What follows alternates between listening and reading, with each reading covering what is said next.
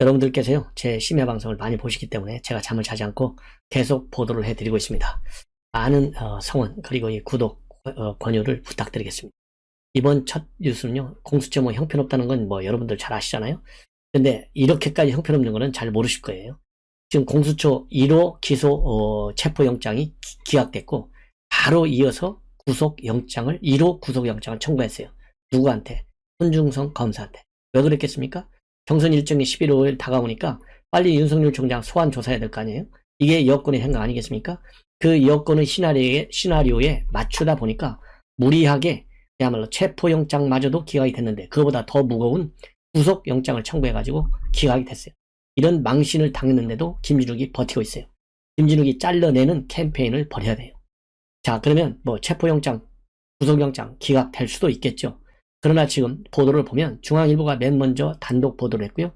나머지 언론에서 이제 대대적으로 보도하기 시작했어요. 그러니까 손준성이라는 이름, 대검 조직도를 보고 이 조직도에 근거해서 말하자면 구속영장, 고발 사주 의혹이 있다 이렇게 주장했는데요.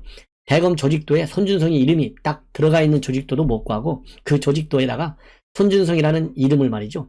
수기로 손으로 써서 넣었다는 거예요. 이걸 봐라. 이러니까 고발 사주 의혹이 맞다. 이렇게 주장했다는 거예요. 이게 상식적으로 말이 되느냐. 그리고 더 웃기는 것은요.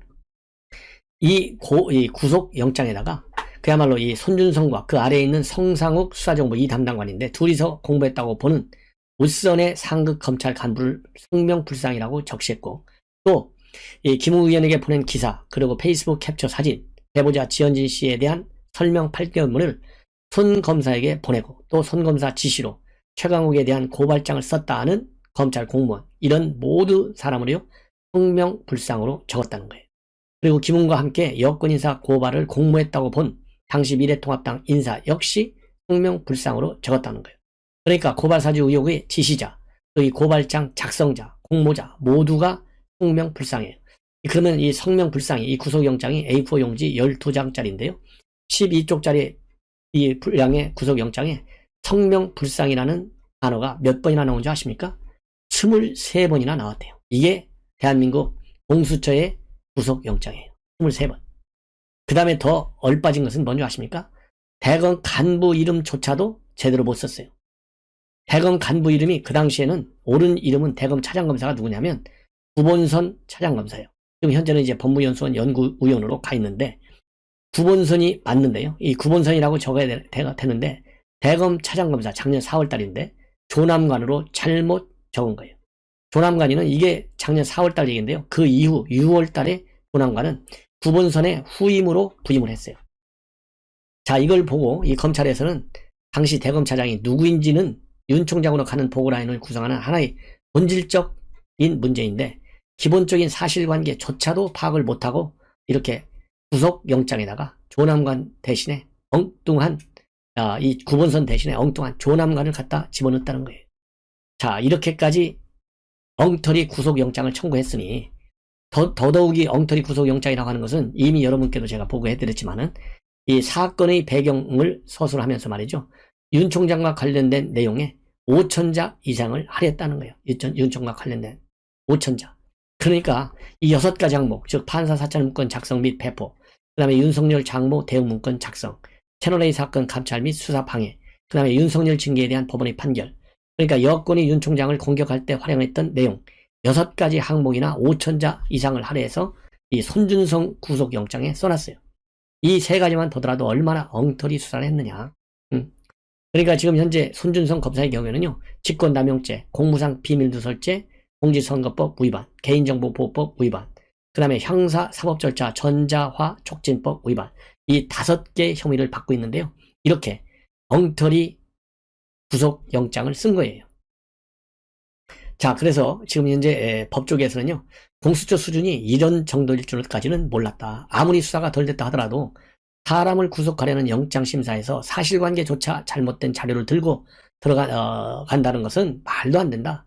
보통 당시 자료를 확보하지 못했으면 그냥 구두로 설명하는 것이 맞다. 공수처 검사들이 이 정도로 무리하게 구속영장을 청구했다면 수사 능력을 언급하기 이전에 수사권 남용 문제가 제기되어도 할 말이 없을 것이다. 이렇게까지 지금 비판을 하고 있어요. 자, 이 정도가 되면 이 정도가 되면 이거 공수처 이거 빨리 없애야 되는 거 아니에요? 예. 사실관계, 아주 단순한 사실관계조차도 제대로 구속영장이라는 그 엄중한 문세 쓰지 못하는 이 대한민국의 공수처. 여러분들 뭐 이건 비판 정도가 아니라요.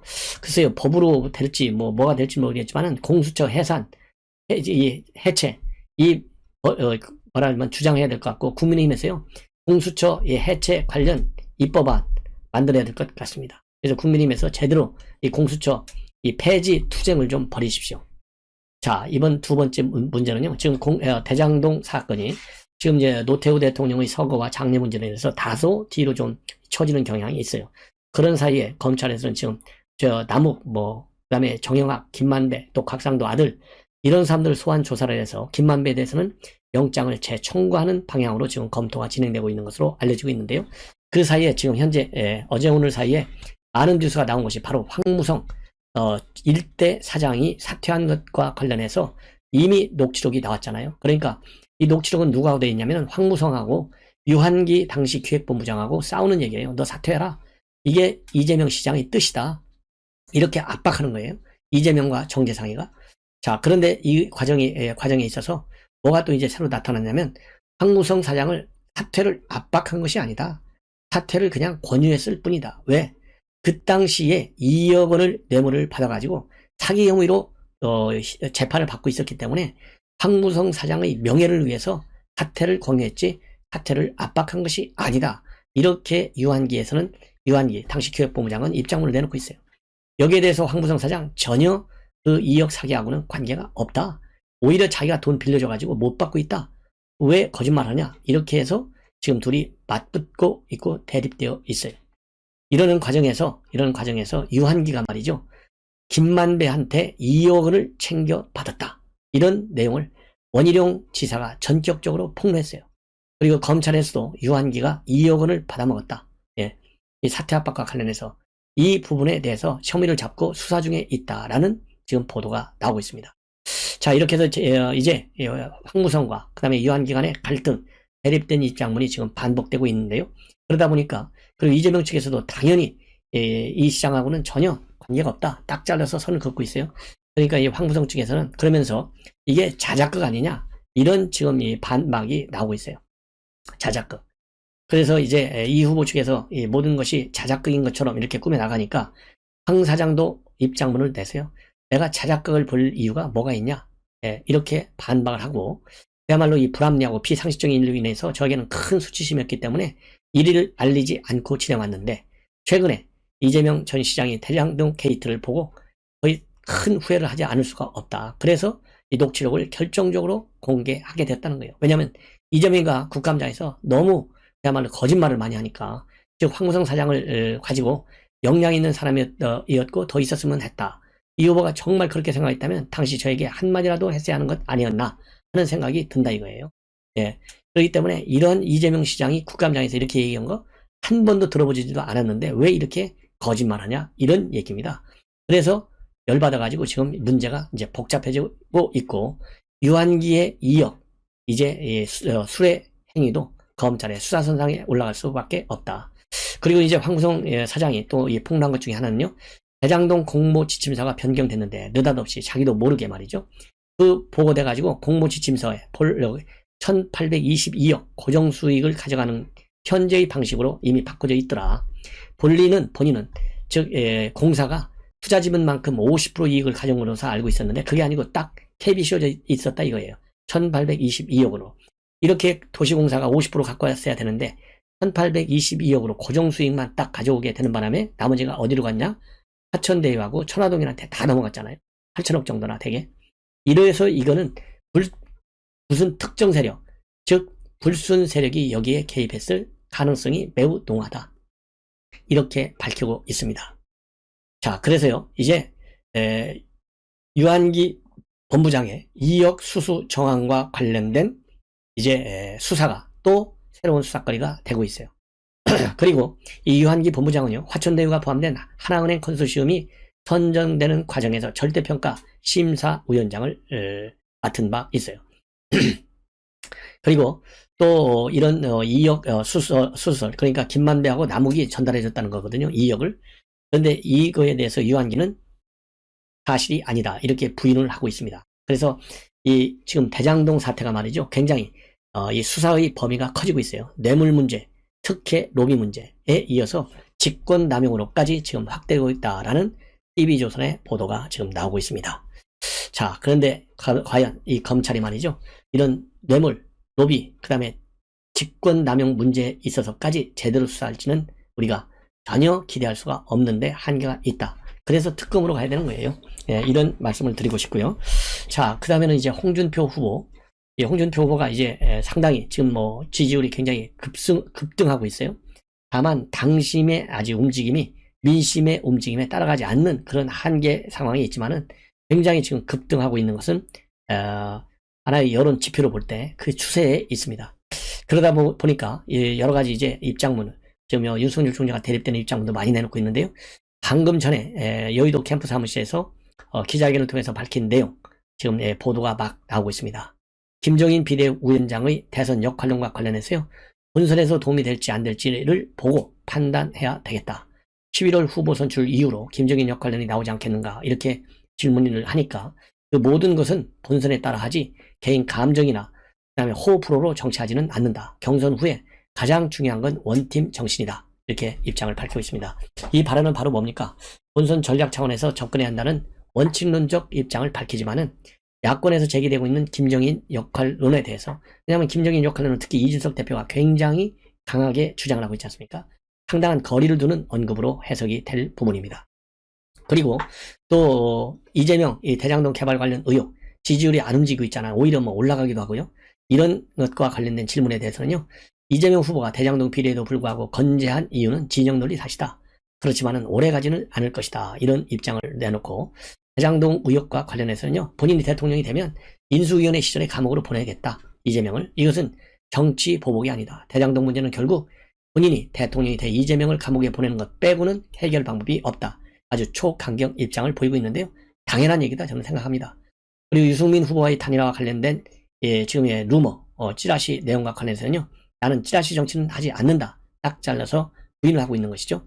그리고 윤석열 총장 캠프의 대리투표 논란, 그 다음에 울산시당 위원장 신분으로 캠프에 합류한 박성민 의원의 중립성 논란, 이런 것과 관련해서는요, 부적절한 행위고 당에서 적절하게 처리해 줄 것으로 믿는다. 이렇게 입장을 밝히고 있습니다. 그리고 이어서요, 윤 총장과 관련해서는 당심이 민심을 이기려 하면 이 당은 대선에서 이길 수 없다. 망할 것이다. 홍준표는 2030 지지로 골든크루스가 이룬 지 한 달이 넘었다. 그걸 아직도 작년 세대들이 잘 모르는 것 같다. 이렇게 주장을 하고 있고요. 안철수 후보와의 단일화 문제에 관해서는 안 후보하고 연대하는 문제는 홍준표만이 가능하다. 다른 후보들보다 정치를 가장 오래 했고 협상도 잘하고 안 대표와의 나름의 신뢰관계도 있다. 이렇게 밝혔습니다. 그러면서 당을 재건해야겠다는 일념으로 나간 게 지난 대선이고 패전 처리 투수였다. 이제는 승리 투수를 할 자신이 있다는 입장으로 이번 대선에 임하고 있다. 이렇게 입장문을 밝히고 있습니다. 그리고 이 앞방송에서 말씀드린 대로 지금 이렇게 홍준표와 특히 윤 총장 간에 이런 설전이 계속되고 있고, 이러다 보니까 초선 의원들 35명이 과열 양상을 우려하는 입장문을 성명을 냈습니다. 자, 그리고 이제 마지막으로요, 노태우 전 대통령 장례와 관련한 뉴스를 다 말씀드리면, 정부 차원에서는요, 이 전국에 분향소를 설치하지는 않기로 했다고 합니다. 그들의 입장에서는 당연하겠죠. 왜냐하면 국가장으로 하는 거에 관해서도 내부적으로 지금 굉장히 비판이 많잖아요. 그러니까 무서워가지고 분향소 설치를 안 해요. 예. 자, 그래서 서울에서는 서울 광장에 차려진 시민 분향소만 지금 운영이 되고 있습니다. 그리고 오늘 오후 3시께는요, 노 대통령 부인 김옥숙 여사, 그리고 장녀 노소영, 아들 노재현 변호사 유족이 참관한 가운데 입관식이 있었고요. 측근들 20명도 자리를 지켰습니다. 입관식은 오웅진 신부 주교와의 천주교식으로 진행됐고, 불교 등 다른 종교 관계자들은 입관식 대신에 연결식에 함께 하기로 했다. 이렇게 밝혔습니다. 그리고 노소영 관장은 입관 후 조문객에게 아버지가 편안하게 돌아가셨고 얼굴이 살아 계셨을 때보다 편안했다. 이렇게 전하고 있고, 노 변호사도 얼굴을 뵈니까 편해 보이시더라. 잘 가셨을 것 같다. 이런 입장을 내놨고요. 그리고 오늘 반기문, 김기춘, 윤여준, 이정현, 염돈재 전 청와대 정책비서관 등 전관계 인사들의 조문행렬이 이어졌습니다. 김종인 비대위원장, 박철원 정무 제1장관은 전날에 이어서 다시 진솔을 찾았습니다. 그리고 김창룡 경찰청장, 황기철 국가보훈처장도 빈소를 찾아 유족을 위로했습니다. 그리고 오늘 오후에는 이순자 여사가 또 조문을 했고요. 그리고 이 임재길 정무수석, 김옥수 교사 오랫동안 여러 일을 했기에 옛날 이야기와 건강 이야기 정도는 했다. 이렇게 이순자 여사의 조문과 관련된 얘기를 하고 있고요. 그 다음에 싱하이밍 주한 중국 대사, 브라질, 아프가니스탄, 터키, 카타르, 불가리아 각국 주한 대사들도 빈소를 찾았다.